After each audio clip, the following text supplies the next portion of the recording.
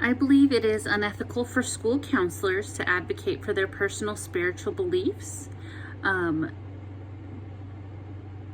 especially in public school setting, because firstly, the First Amendment states that the government which public schools are a part of can't formally endorse any particular religion. Next, the ASCA states that school counselors refrain from consciously encouraging the counselee's acceptance of values and beliefs that represent the counselor's personal orientation. It also states that school counselors respect students' and family values and beliefs, sexual orientation, gender identification, expression, and cultural background, and exercise great care to avoid imposing personal beliefs or values rooted in one's religion, culture, or ethnicity.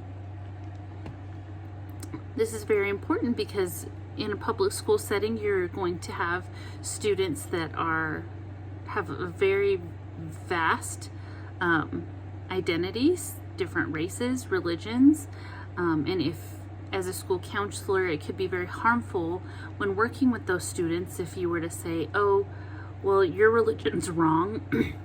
That's not right. My religion says this, that, and the other. And so as a school counselor, it is very important that we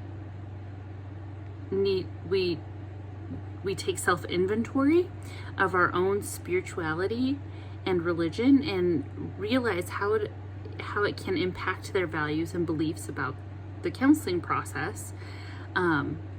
So if a student does come in and they are saying something that is against what we believe, we don't do harm and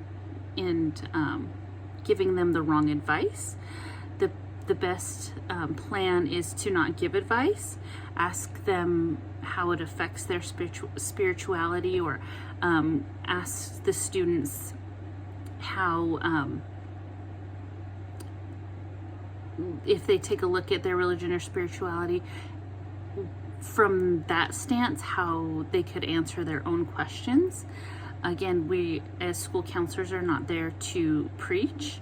We're not trying to convince these students that they need to be our religion, have our same spirituality. We're there to teach. We're there to guide. And I think one of the biggest things is we need to go in realizing to not do any harm to these children. And sometimes their identity is so ingrained into their spirituality and religion that if we were to disagree or try to tell them our spirituality or religion, it could definitely harm the student.